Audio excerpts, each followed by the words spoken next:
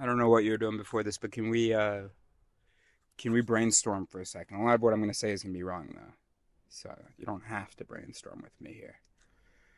Um, there's I think a thought, and it's a or an observation or something, and I've had it for a while. Um, and so I thought if I talked about it out loud, either you could help me understand sort of what it is or if it's anything. It's not like a ground. It's not like a anyway. It's not anyway. Um, and then or maybe that'll just help my its work on it. And maybe it's incredibly stupid. Maybe it's just like there seems to be an aspect of cognition or intelligence that seems to be present in some people and not in others. I don't want to spend a whole lot of time on caveats and prefaces and all that, but I'm going to give some important ones for that. One, the sort of capacity or something that I'm talking about could be present in everybody, and I notice it. And sometimes I do it. When I do it, I don't notice it. When people who are like me do the same thing, I don't notice it. And when other people, so the difference between my group and the other group might not actually be that like they do this thing and we don't. The other thing, shit, there was another important thing, and I thought I was really gonna get some points for this. Don't remember what it was.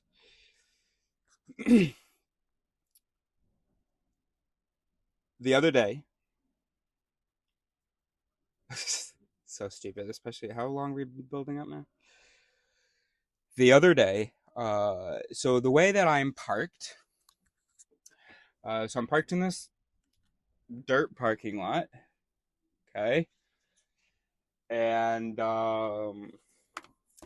and I wanted to have Neo be able to like be outside, tied up to the vehicle, but not where people are going to walk in the range that he can go. Because especially if he thinks anybody's coming for this vehicle, he's going to jump on them. They're going to freak out and blah blah blah. So I wanted Fred to park beside me, a few meters away, uh, um, angled anyway, in such a way that like people wouldn't go between our vehicles, and then Neo can hang out in between the vehicles.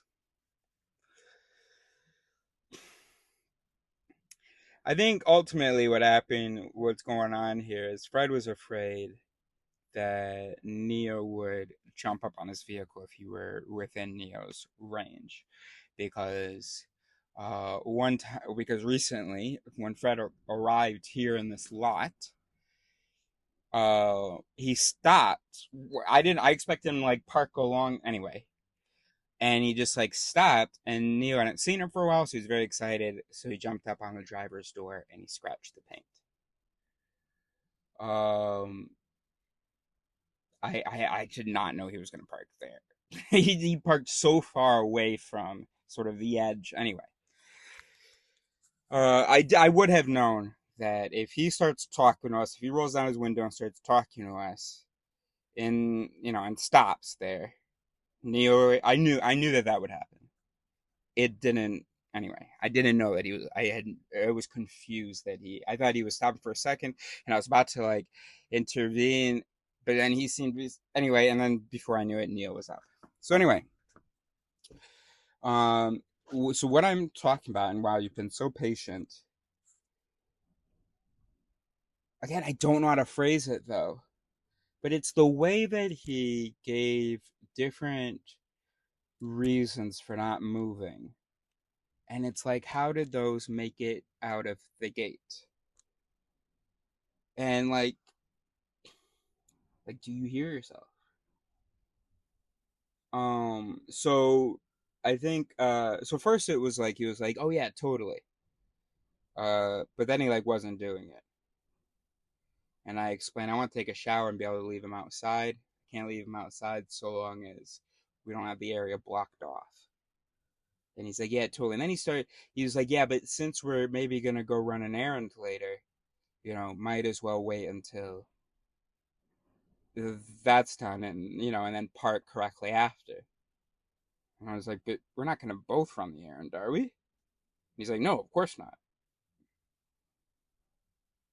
I think another issue might have been that there was glass sort of over there. And that's a fair point. Um, but it wasn't one that he made. He noted at one point, he said that he was going to maybe park on the other side of me because it's cleaner. Um,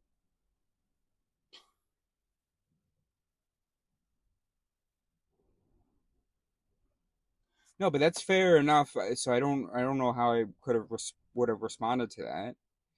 Because I remember at some point when he was actually about to move, after I ran the errand and came back, and he was actually about to move, I said, do you want us to go a little bit further down? Because you made a good point about the glass. And he was like, no, no, no, no worries. Let's just get it done.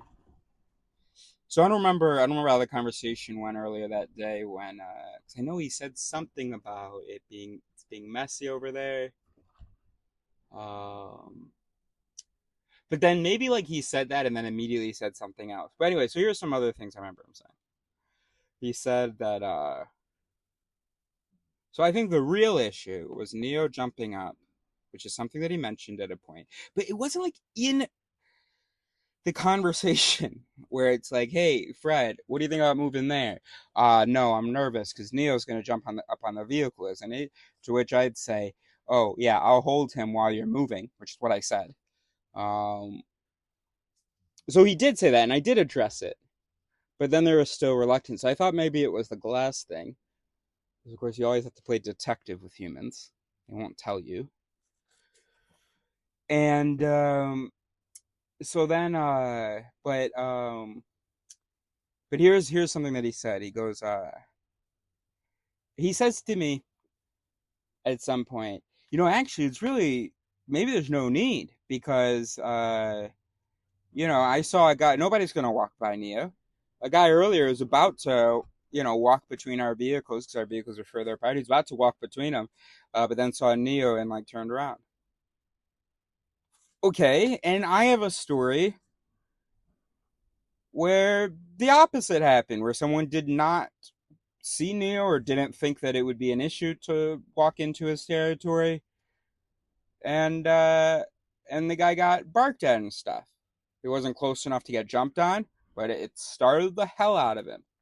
And he was just lucky that it was out of the range of.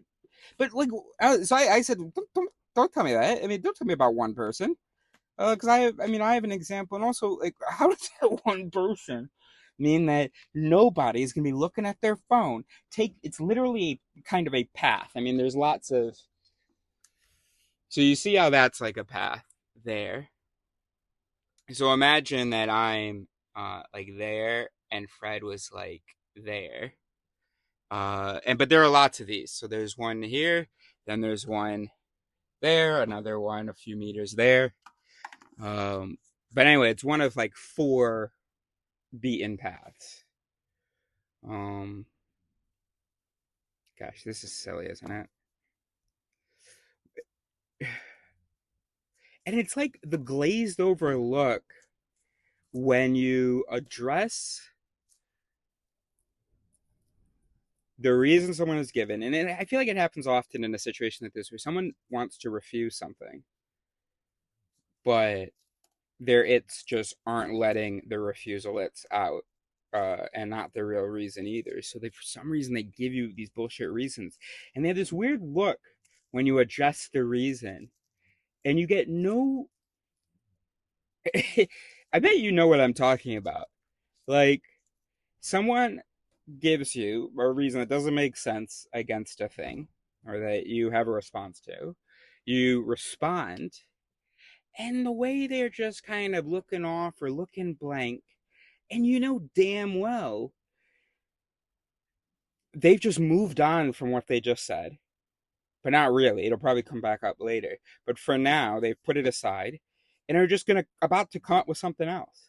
And then that's what happens. They don't at all engage with your response. So then, and that leaves you wondering, did I respond to the concern, or was my sort of solution or whatever not adequate? And they just move to like another sort of reason, and you respond to that one, and then by then they're done. They they either maybe will get upset, or they'll say, "Oh, I don't know," or something like that. And then you're left there with the two of the reasons that they gave. You're not sure whether they're real reasons. You're not sure whether you address those reasons.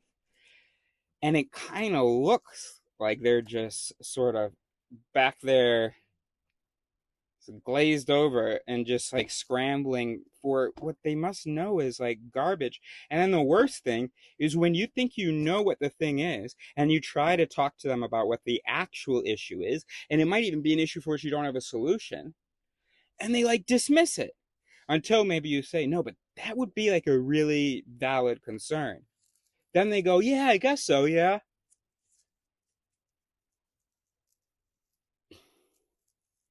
Another time I asked Fred, because he's like, we got to change the world. And I was like, one way that I'm trying to do that is to teach people about their its. And so I make videos about the chapters from The Art of Thinking Clearly and You're Not So Smart, where I act out and I have people around me act out in some nice locations what is written by the author about the bias, fallacy, heuristic, the it that we have that isn't great.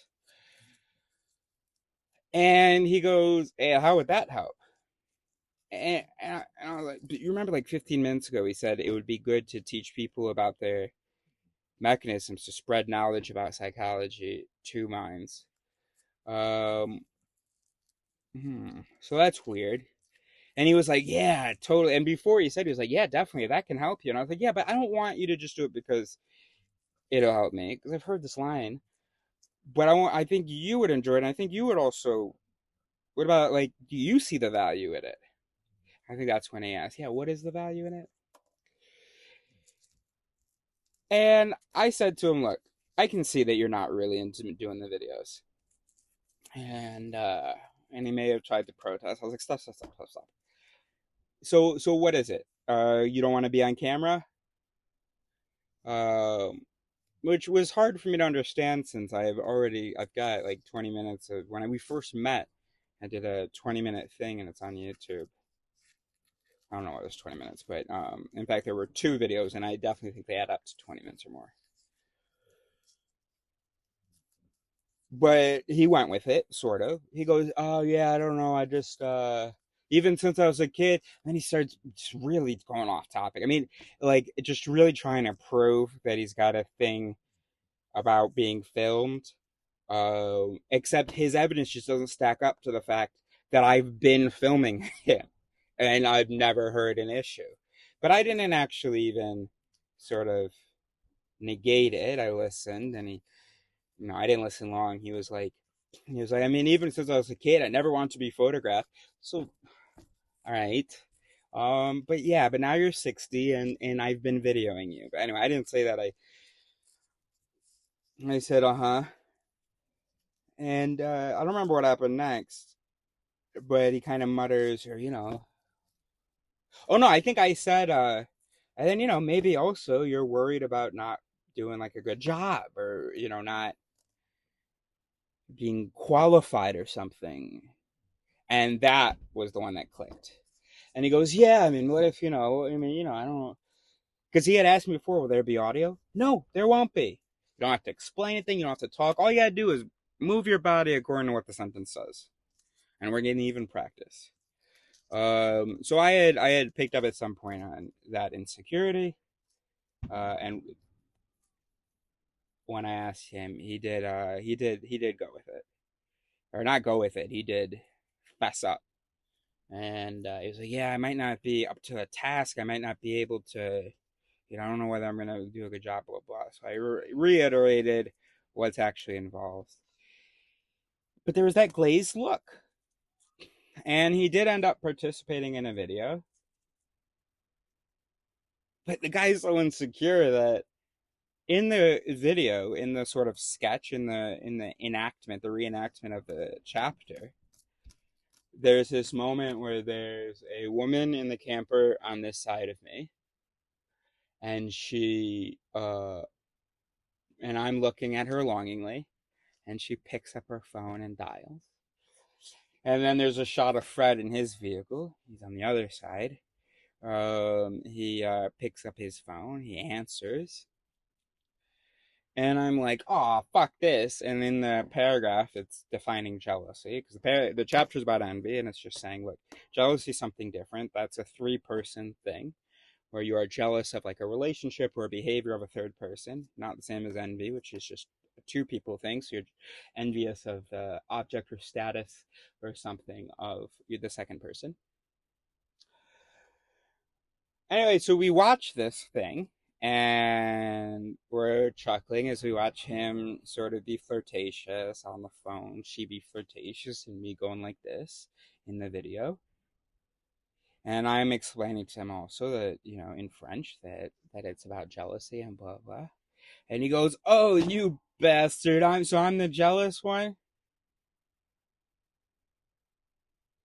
How could you interpret it that way? You're laughing on the phone. She's laughing on the phone. I'm looking sad, not on the phone. How did you see it that way? But that's unrelated. All right, let's stop. You know what I think, bro? Kind of seems to me like some people don't quite have a very developed stem for responding, for going farther with a single point. That would sort of explain all of it. If I could just say, there are a lot of people that we've talked to who just like can't engage with like a follow-up. And I think it's difficult for everybody. I'm thinking about myself. I think I do also I do definitely have the tendency of, if someone addresses my thing, I do have that so to just say something else. So that's interesting. Maybe, in fact, I am the exact same way when someone else is doing follow-up with me. There is a missing but reasonable conditional. 2A, if Americans lose their jobs, they will have no source of income. And there is the valid denial of the consequent of 3, yielding if the future is not to be dark, Americans must have a source of income. However, upon close examination, we discover that the antecedent of 2A, Americans will lose their jobs, was never stated. All we have is 1, the smartest people in the world predict they will lose their jobs. To get from 1 to the antecedent of 2A, we need to add another conditional. 1A, if the smartest people in the world predict something, it will come true. But we know that this conditional is false.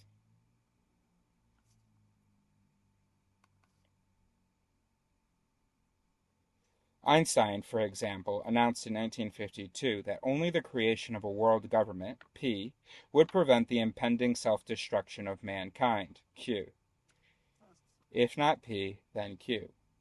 Yet no world government was created, not P, and mankind did not destroy itself, not Q. At least if impending means within several decades. No, pal. Impending means within the next couple of generations. Or next several or just something more so that we can't say it's not proven yet. Because I agree with that. Conversely, some things may come true that are predicted by people who are not the smartest in the world, but are experts in the relevant subject, in this case the history of automation. Some of those experts predict that for every job lost to automation, a new one will materialize that we cannot anticipate.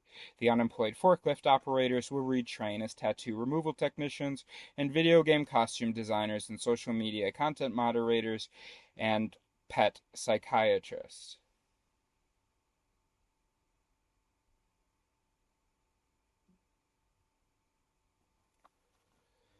In that case, the argument would fail. A third of Americans will not necessarily lose their jobs, and a UBI would be premature, averting a non-existent crisis.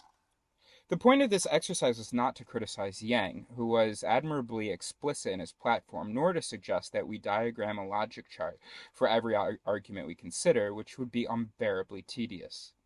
But the habit of formal reconstruction, even if carried out part way, can often expose fallacious inferences and unstated premises, which would otherwise lie hidden in any argument and is well worth cultivating. What if I make it real quick? Lie hidden in an argument. Well, that means it's not actually a description of the fallacious inferences. It's a description of our own ability to detect the fallacious inferences. So it's not that they're actually hiding so much as we don't see them. And the reason I permit myself to say that is because there was another line earlier in the reading, slightly earlier, before this formal reconstruction section, in which, I got it, I remember now. It was when he defined informal fallacies. The classic logicians also collected, page 83, a list of invalid inferences or formal fallacies, sequences of statements in which the conclusions may seem to follow from the premises, but in fact do not. Not informal fallacies, formal fallacies. Now, why do they seem to follow from the premises, but do not? Well, why is a woman with a 1.8 or whatever hip to waist ratio beautiful? Because that's how the human perceiver is. Critical thinking and informal fallacies. Carrying on from page 87. Though formal fallacies, such as denying the antecedent, may be exposed when an argument is formally reconstructed, the more common errors in reasoning can't be pigeonholed in this way. Rather than crisply violating an argument form in the propositional calculus, arguers exploit...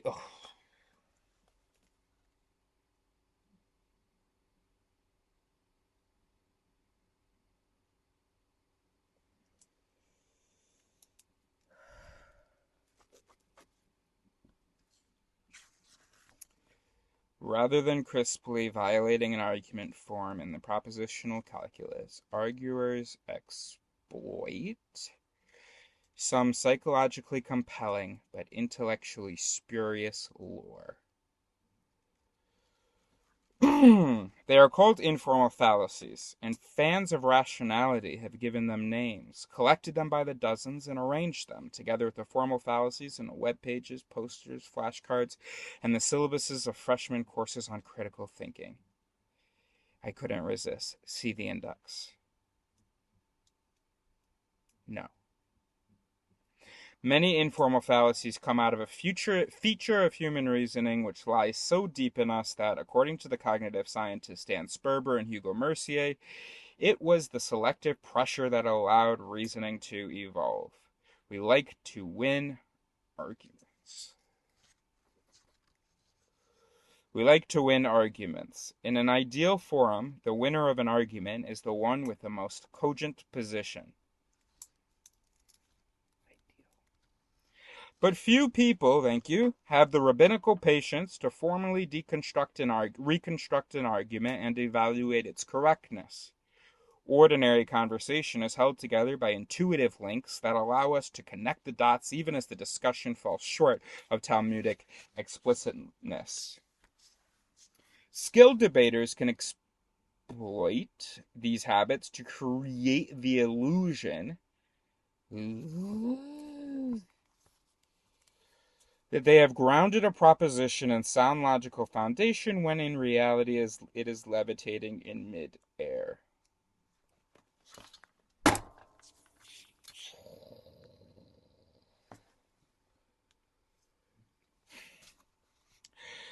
Foremost among informal fallacies is the straw man, the effigy of an opponent that is easier to knock over than the real thing. Noam Chomsky claims that children are born talking. Kahneman and Tversky say that humans are imbeciles. It has a real-time variant practiced by aggressive interviewers. The "so what you're saying is" tactic. Dominance hierarchies are common in the animal kingdom, even in creatures as simple as lobsters. So what you're saying is that we should organize our societies along the lines of lobsters? Just as arguers can stealthily replace an opponent's proposition by one that is easier to attack, they can replace their own proposition with one that is easier to defend. They can engage in special pleading.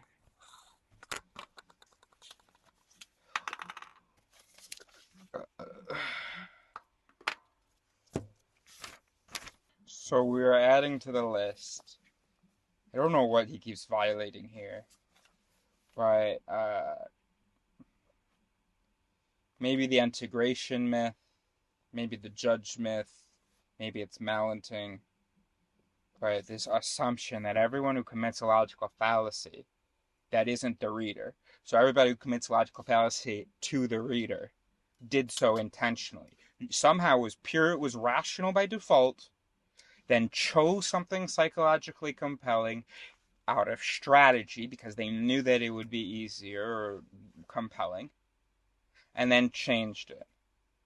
And you've got apparently all these genius arguers in the shadows everywhere, meticulously crafting these informal fallacies and using them to beat us. And then all of us, the audience for his book, that don't know anything about these.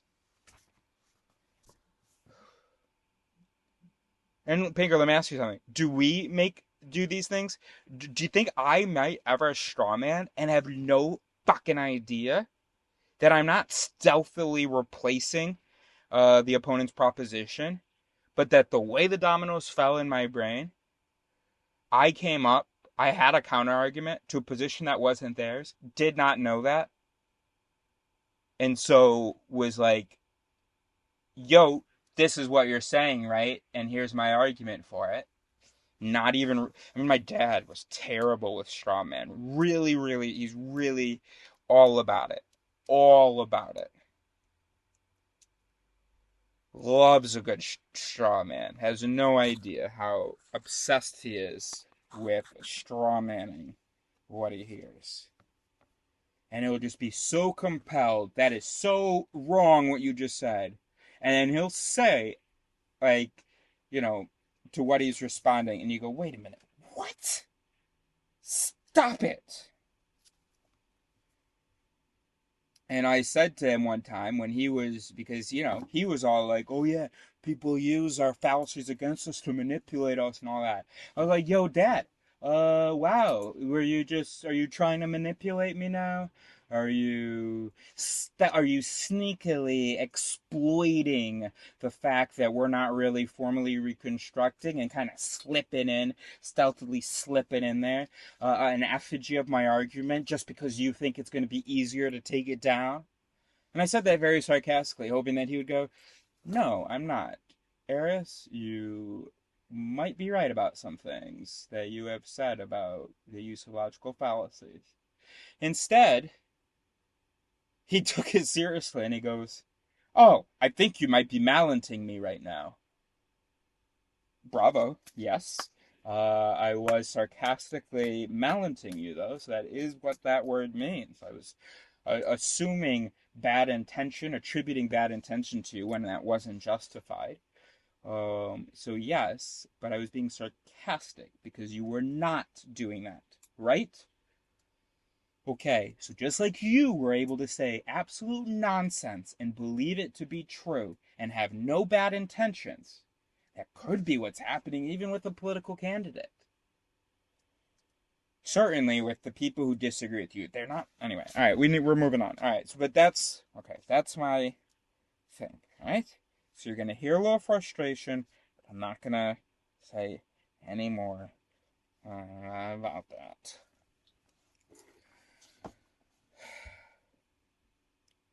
Just as arguers can stealthily replace an opponent's proposition by one that is easier to attack, they can replace their own proposition with one that is easier to defend. They can engage in special pleading, such as explaining that ESP fails in experimental tests because it is disrupted by the negative vibes of skeptics, or that democracies never start wars except for ancient Greece because it had slaves in Georgian England but the commoners couldn't vote, in 19th century America but its women lacked the franchise, and India and Pakistan but they were fledgling states. They can move the goalposts, demanding that we defund the police, but then explaining that they only mean reallocating part of its budget to emergency responders. Rationality, cognoscent. Oh, fuck, I still don't know how to pronounce this right. That's people who are good at it, or amateurs of it, or avid, or people in the know or something. All right.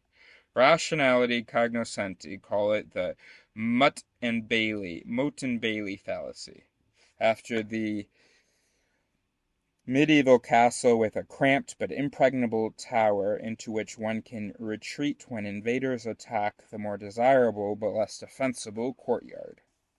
They can claim that no Scotsman puts sugar on his porridge, and when confronted with Angus who puts sugar on his porridge, say that this shows that Angus is not a true Scotsman.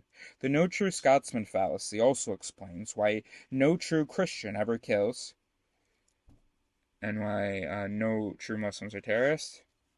No true communist state is repressive, and no true Trump supporter endorses violence. These tactics shade into begging the question, a phrase that philosophers beg people not to use as a malaprop for raising the question, but to reserve for the informal fallacy of assuming what you're trying to prove. It includes circular explanations, as in Moliere's Virtus Dormitiva, his doctor's explanation for why opium puts people to sleep, and tendentious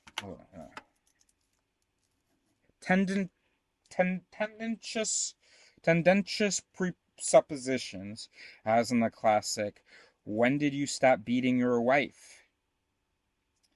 In one joke, a man boasts about the mellifluous,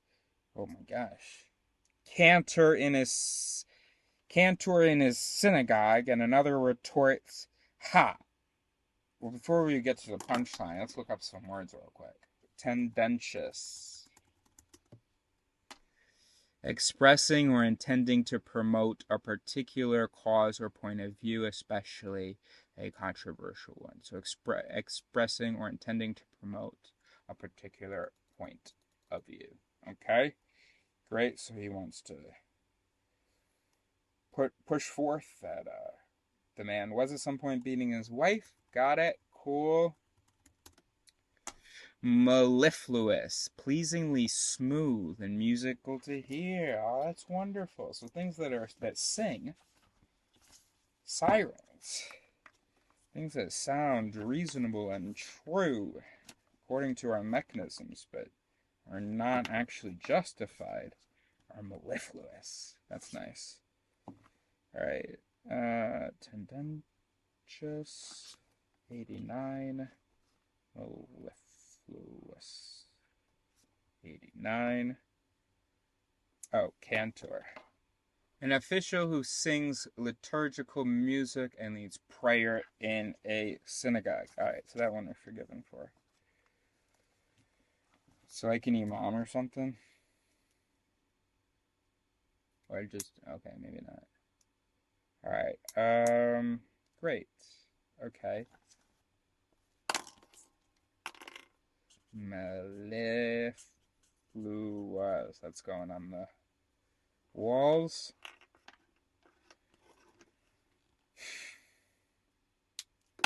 Alright, so let's read the setup again. It includes circular, and tendentious in one joke, a man boasts about the mellifluous cantor in a synagogue, and another retorts, "Ha! If I had his voice, I'd be just as good." Oh, cantor, of course, singer. One can always maintain a belief, no matter what it is, by saying that the burden of proof is on those who disagree. Bertrand Russell responded to this fallacy when he was challenged to explain why he was an atheist rather than an agnostic, since he could not prove that God does not exist. He replied, "Nobody can prove that there is not between the Earth and Mars a china teapot revolving in an elliptic orbit." Sometimes both sides pursue the fallacy, leading to the style of debate called burden tennis. The burden of proof is on you. No, the burden of proof is on you. In reality, since we start out ignorant about everything, the burden of proof is on anyone who wants to show anything. As we will see in Chapter 5, Bayesian reasoning offers a principled way to reason about who should carry the burden as knowledge accumulates. That's neat. Another diversionary tactic is called to quoquer, Latin for you too, also known as whataboutery. It was a favorite of the apologists for the Soviet Union in the 20th century, who presented the following defense of its totalitarian repression. What about the way the United States treats its Negroes? In another joke, a woman comes home from work early to find her husband in bed with her best friend. The startled man says, "What are you doing home so early?" She replies, "What are you doing in bed with my best friend?" He snaps, "Don't change the subject."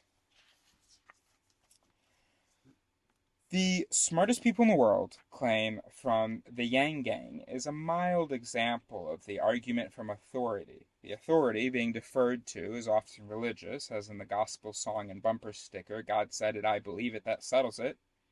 But it can also be political or academic. Intellectual cliques often revolve around a guru whose pronouncements become secular gospel. Many academic disquisitions begin as Derrida has taught us, ... or Foucault, or Butler, or Marx, or Freud, or Chomsky. Good scientists disavow this way of talking, and they're sometimes raised up as authorities by others. I often get letters taking me to task for worrying about human-caused climate change because they note this brilliant physicist or that Nobel laureate denies it.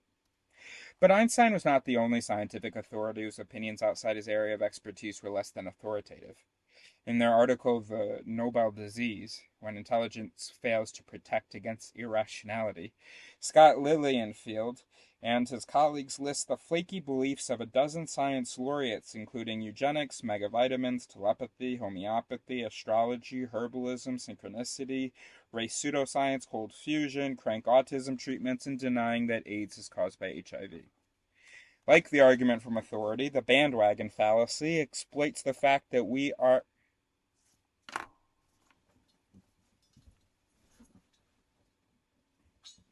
This use of exploits is maybe okay,